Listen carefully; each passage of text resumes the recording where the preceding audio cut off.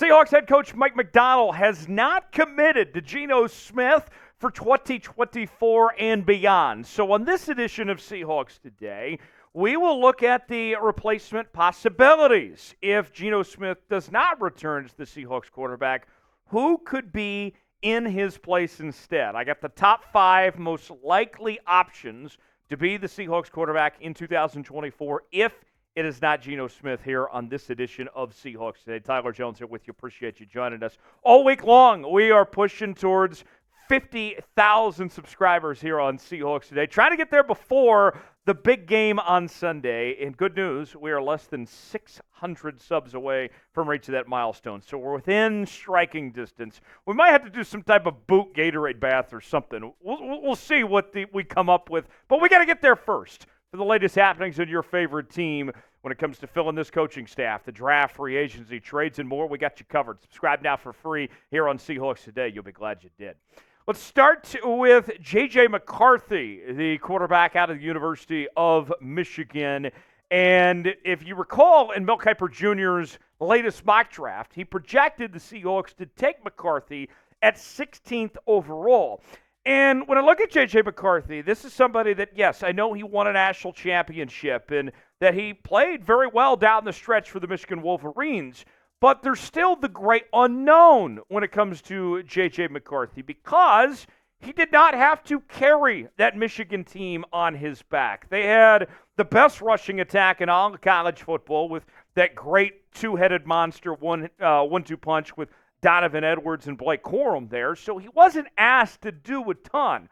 But what we did see of J.J. McCarthy was him play at a high level. When he was asked to do something of the rare occasions, he did look good doing so with a very high completion percentage. He was terrific when it came to his running abilities as well. So there is an unknown. Can J.J. McCarthy go out there and be a difference maker and win me a football game, put that team on his back? I don't know. But it's kind of like it when we talk about the NBA of drafting for potential. That's what I look at with JJ here. So there is some optimism with JJ McCarthy, but there is a bit unknown just because of we didn't have to see it from him at Michigan. So let's start with the Geno question. Okay, that is the first domino in all this, right? Should the Seahawks move on from Geno Smith? It's our Penn comment today. Weigh in, tell me what you think. Why for yes and for no? Is it time to let go of Geno Smith? Weigh in, tell me what you think. The most likely veteran that the Seahawks could target is Justin Fields, the quarterback for the Chicago Bears.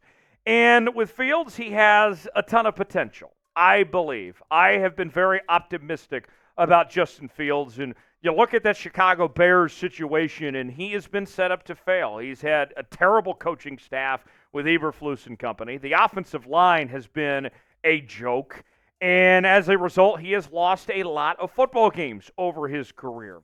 Now, the Bears are likely to go with Caleb Williams with their number 1 pick, making Justin Fields available via trade, but the asking price right now the Bears are hoping for is a first or a second-round pick. Seahawks don't have a second-round pick. They got rid of that with the Leonard Williams trade, so the asking price is a little bit too high. But if that price starts to come down and the Seahawks could give away one of their 2 third-round picks, now all of a sudden we're cooking with bacon grease, and I'm open to the idea of Justin Fields at that point in time. Still a ways to go, but I got to tell you, it is intriguing at least. To me, that is the most likely veteran option is Justin Fields in that regard.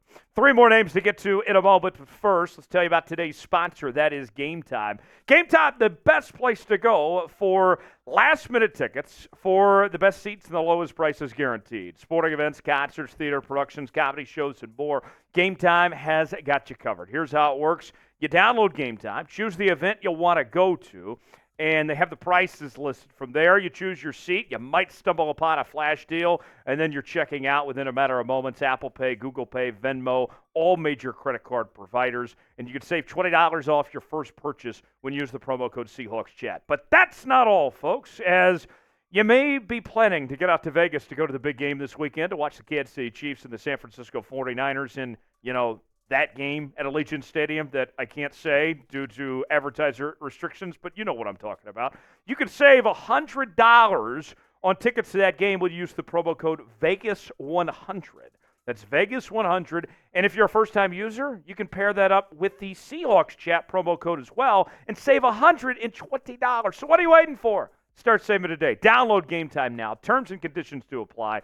The link is in the comments and description of today's video. Next up, a fan favorite for folks in the great city of Seattle. Michael Penix Jr., quarterback of the Washington Huskies, is on our list.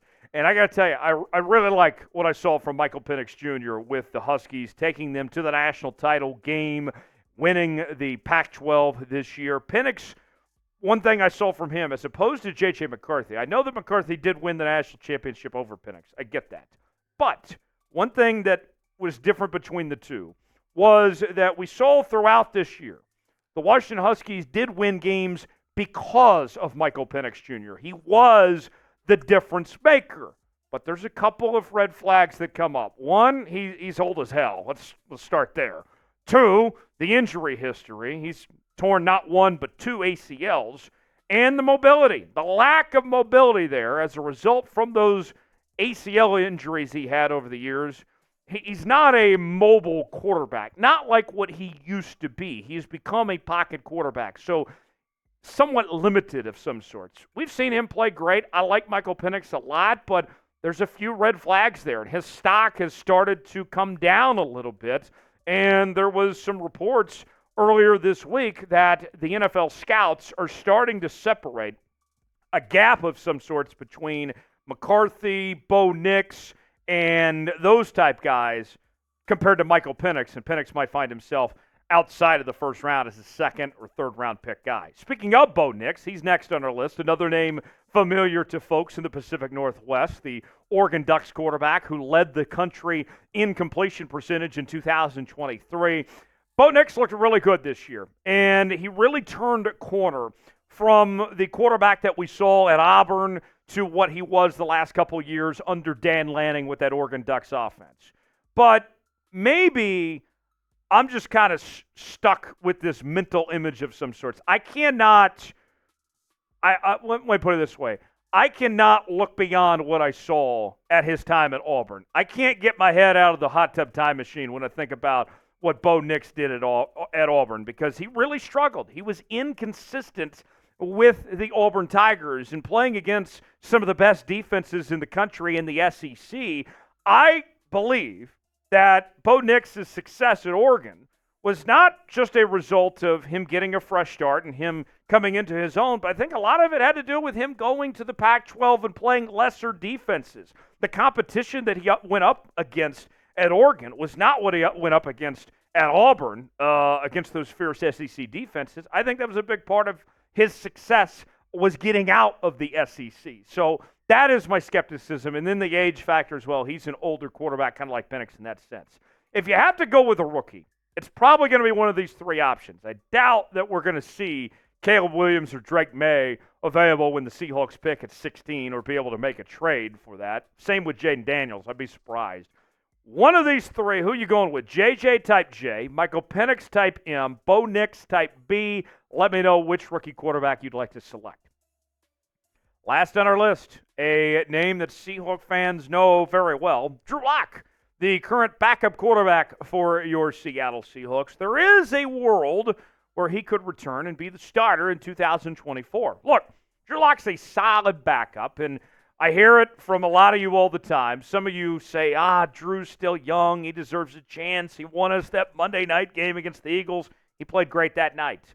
But at the end of the day, the truth of the matter, Drew Lock is nothing more than a backup quarterback. And I have no problem with Drew Lock being my backup quarterback and coming in every now and then, every once in a while. But when we look at this Seahawks team, what Mike Macdonald wants to do in this next step as a franchise, the how we got here situation, right, of why Pete Carroll is not here. It's because they underachieved and they were 9-8, right?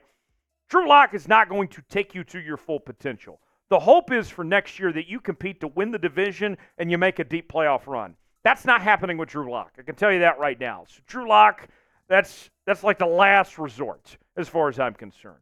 Who will be the Seahawks starting quarterback in 2024? I still think it's Geno, but I would say the chances have gone up with the coaching change that there could be a change at quarterback. I think Geno gets one more year. You still might even bring in one of these guys, and then they take over eventually for Geno Smith. Who do you think it is? Weigh in. Tell me in the comments section. Tell me what you think. Subscribe now for the latest happenings on your favorite team. We got you covered here on Seahawks Today, and we will see you next time. Appreciate you joining us.